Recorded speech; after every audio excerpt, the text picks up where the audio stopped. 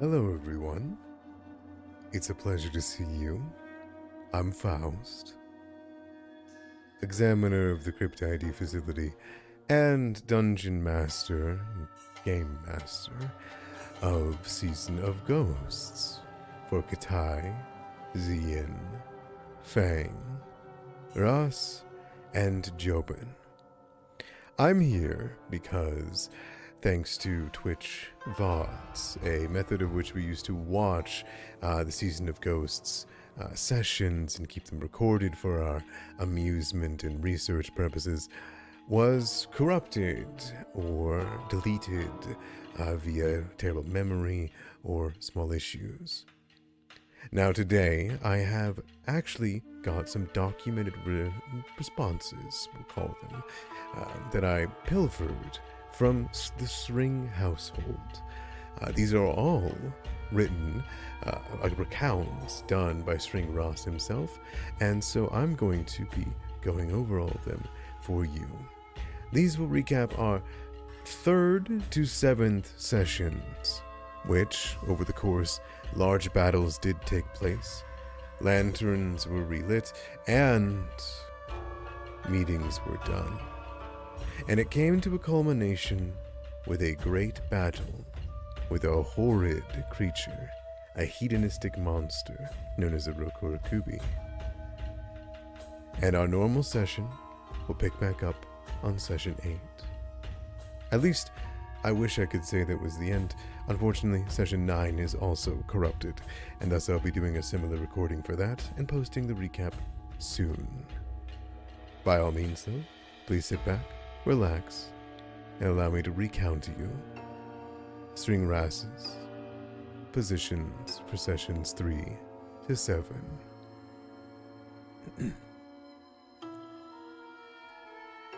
It's been a week since the fateful day when the leader of the group responsible for the attack of our village met his demise at the old tea house north side of the river. As I sit down to record the events of the past week, my mind drifts back to the morning when myself and 4 other courageous souls, Katai, Jobin, Fang, and Z, embarked on a pilgrimage to seek blessings from the sacred shrines scattered across our beloved village to relight the lantern that banishes the darkness. It began like any other day with myself and 4 other brave souls, setting out to seek these shrines scattered around our beloved village. Each of us, we carried with our hearts the weight of our shared struggle, the determination to safeguard our home, and our people burning bright within us. My journey led me to the shrine of Pharasma, where I sought solace and guidance in the face of chaos that engulfed our once peaceful village. With her blessing bestowed upon me, our group ventured outwards and onwards towards the Hunter Lodge, our path winding through familiar landscapes now marred by the scars of conflict. Yet, as we approached the lodge, anticipation turned to dismay as we beheld the sight of playful traps twisted into lethal snares, a grim testament to the havoc wrought by our enemies. It was Fang, ever vigilant, who spotted the telltale signs of the struggle, a blood trail leading towards a nearby farmstead where Hunter Sumika stood besieged by a horde of gremlins. With swift resolve, we sprang into action, rescuing her from the clutches of her attackers and guiding her towards the safety of the nearby watchtower.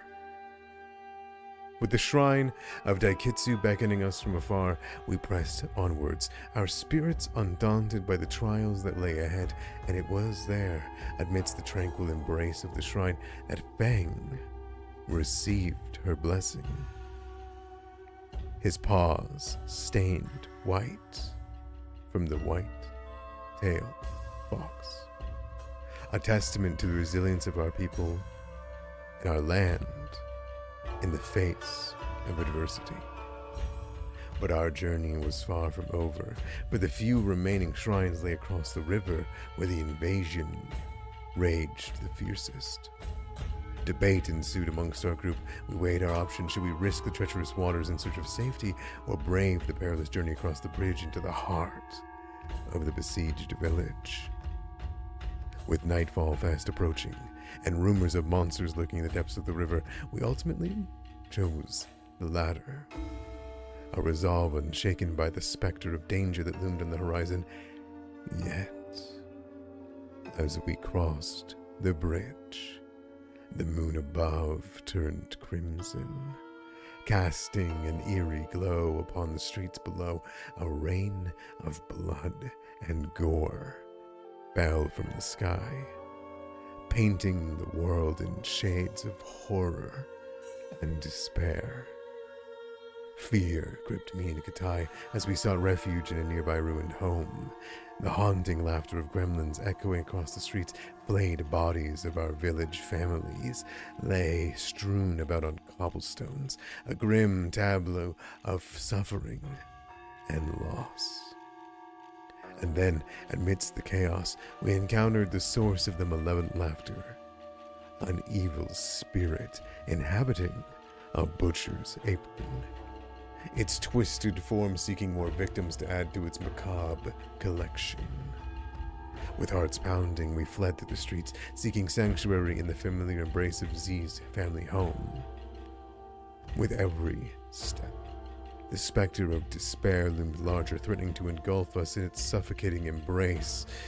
And as we slid the door behind us, in Lao and Laws, the weight of our collective fear pressed heavily upon us, our breaths coming in ragged gasps as we watched from the windowless for any sign of the darkness that lurked beyond. Yet even amidst the chaos and despair, a ray of hope emerged. A plan to seek sanctuary at the nearby doctor's office, where survivors were said to be holding out against the encroaching darkness. With renewed determination, we fought off the pestilent creatures that infected the gardens outside, leaving Yang, Z's sister, in the care of Dr. Dami.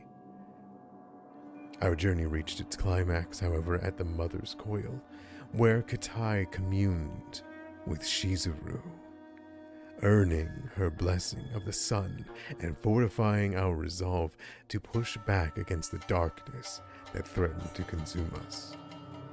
With a rowboat found by Shi, we were ferried across the river amidst the haunting calls of the spirits, not daring to brave the bridge again. Their voices in the water were a chilling reminder of the perils that awaited us. Yet, through all of our fear, safety awaited us on the shores of South Bank, where we made our way to the lantern at the bridge, a beacon of hope amidst the encroaching darkness. And there, amidst the swirling mists and blood-red rain, the blessings of Daikitsu, Shizuru, and Pharasma were infused into the coins and placed within the lantern, a symbol of our collective defiance against the forces of evil. As I commit these words to paper, I do so with renewed sense of purpose and determination, for in the face of unimaginable adversity, we have emerged stronger and more resolute than ever before. The time has come for our village to rise from the ashes of despair and forge a new destiny, one that is greater and more resilient than the threats that seek to tear us apart. Together, we shall stand as guardians of our home, united in our commitment to build a future worthy of those who have come before us. And though the road ahead may be fraught with challenges and uncertainty, I take solace in the knowledge that together we possess the strength and courage to overcome any obstacle that dares to stand in our way. For the dawn of a new era beckons, and it is our duty and our privilege to seize it with both hands and forge a future that shines brightly with the promise of hope and renewal.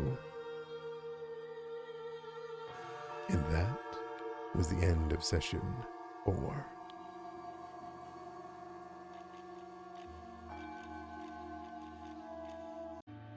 The aftermath of the recent chaos in our village was palpable in the air. Despite the skies beginning to clear and the tentative emergence of villagers from their homes, the threat still lingered like a shadow over our community, with the butcher's ominous presence continuing to haunt the streets, accompanied by the mischievous gremlins and other unseen malevolent forces. Fang, ever vigilant, noticed the tracks of Kappa near the stables as we hurried to investigate the absence of guards protecting our village. Our concerns deepened upon reaching the guardhouse, where a shocking sight awaited us. Villagers, our own people, were locked in cages outside, adding another layer of confusion to the unfolding crises. Before I could comprehend the situation fully, the eerie singing of the butcher carried on the wind, signaling its proximity.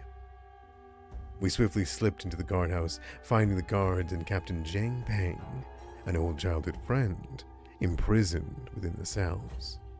Zhang Peng recounted the ambush by a creature known as Mo. Its long limbs overwhelmed and subdued the guards before they could even mount a defense. We tended to the wounded guards as best as we could, but the urgency of the situation demanded action. With plans hastily formed, we set out for Granny Hu's exchange house, seeking refuge and assistance in unraveling the mystery surrounding the recent turmoil. However, our journey was fraught with danger, as the ominous presence of the butcher loomed ever closer. Deciding to confront the evil spirit head-on, we split from Zhang Peng and engaged in a fierce battle amidst the bustling streets of downtown. The clash of metal and crackling of bolt lightning filled the air as we fought valiantly against the butcher and his summoned cookware minions. Through sheer determination and teamwork, we managed to vanquish this sinister foe, though not without sustaining injuries of our own. With the threat temporarily neutralized, we limped back to the exchange house to recuperate and tend to our wounds. Yet amidst the relief, a lingering sense of unease remained, knowing that someone named Mo still lurked in the shadows, their intentions and capabilities unknown. As we rested up at Granny Hu's exchange house, I couldn't help but overhear a conversation between Zhang and Granny Hu regarding the impending battle in the town center. Granny Hu insisted on waiting until all the guards had been fully rested before allowing any further confrontations, emphasizing the importance of being at full strength to repel these invaders. Our respite was interrupted by the arrival of Kazuma, the kitsune, who gracefully offered to fix up my makeup before departing. It was a small gesture of kindness amidst the chaos surrounding us, and shortly after, Ha visited to express her gratitude for ensuring her daughter's safety. She and her husband had decided to leave the town, seeking refuge in the outskirts while searching for surviving hunters. Granny Hu entrusted us with a new task: to locate her missing grandkids who had been attending a party between the docks and the mushroom during the festival and the beginning of the invasion. Determined to help, we set out to find them, eventually discovering them trapped in a lumber house by the river, courtesy of the Jinkin's treachery. With Jobin's expertise and my assistance, we managed to disarm the trap and rescue the teenagers unscathed. Our focus shifted once more as we made plans to return downtown in search of survivors and clues about this elusive Mo. Jobin suggested investigating the governor's land for any leads. However, upon arrival, we found no trace of magic or tracks around the area. For the governor's home and estate vanished entirely from Willowshore, leaving no trace, no tracks, no magic where this house once stood.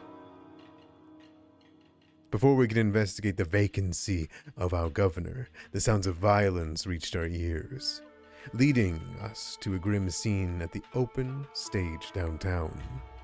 We confronted a group of Jenkins, capturing one and extracting information about their boss Mo, who was rumored to be holed up in the old tea house with a pet scorpion and frog. Following Katai's lead, we ventured to a nearby bathhouse, suspecting it might be a hiding place for Mo or his minions. Inside, we stumbled upon Di Jihua, the bathhouse's owner, seeking refuge from the Kappa who had taken over his baths. Katai's rapport with the Kappa proved useful, though I found myself reluctantly playing the role of a waiter to the unpredictable creatures. Despite my reservation about Katai's overly friendly demeanor towards the Kappa, she was able to wiggle out key information from them. Katai's remarkable ability to connect with the Kappas yielded us information about Mo, the mastermind behind the invasion. According to the Kappas, Mo was a long-necked yokai who had been planning the attack on our village for quite some time. It was a targeted assault rather than a random act of aggression orchestrated with careful precision. In exchange for food, the Kappas agreed to join Mo's cause. Now that they are filled, they leave peacefully. Their departure came just in time, as Fang's keen ears picked up the sounds of revelry emanating from the nearby food storage. Rushing to investigate this, we discovered a group of Jenkins engaging in mischief inside, while two frightened young villagers cowered in the corner. Katai's commanding presence allowed us to intervene, attempting to negotiate with Jenkins to leave peacefully. However, their reluctance and suspicions ultimately led to violence, resulting in their demise before they could call for reinforcements. Among these rescued two villagers was Hulalong and the Somni daughter, Yuli, who expressed their gratitude before making plans to leave town for safety, albeit without acknowledging their burgeoning romance. Amidst the rubble, I stumbled upon a surprising discovery: my mother's lost necklace. A cherished memento that I thought would be lost forever. Its presence was inexplicable, given that my mother had passed away 5 years prior. The inexplicable nature of its reappearance left me with more questions than answers. Rescuing survivors from the outside storage, we hastened to confront Mo at the tea house. With the help of Fang and a cat named Yami, who called this place home, we infiltrated the building and confronted the terror that waited within. In a chilling scene of horror, we found villagers held captive in a state of stunned disbelief, while Mo calmly sipped tea amidst a room filled with hanging, skinned corpses. There was no words. A battle ensued. Katai and Ziyin faced off against Mo's monstrous pets, the frog and the scorpion. Meanwhile, I confronted Mo directly, his twisted machinations laid bare for all to see, and with a heavy heart, I distracted Mo long enough for Ziyin to land one clean strike, and it ended his reign of terror once and for all.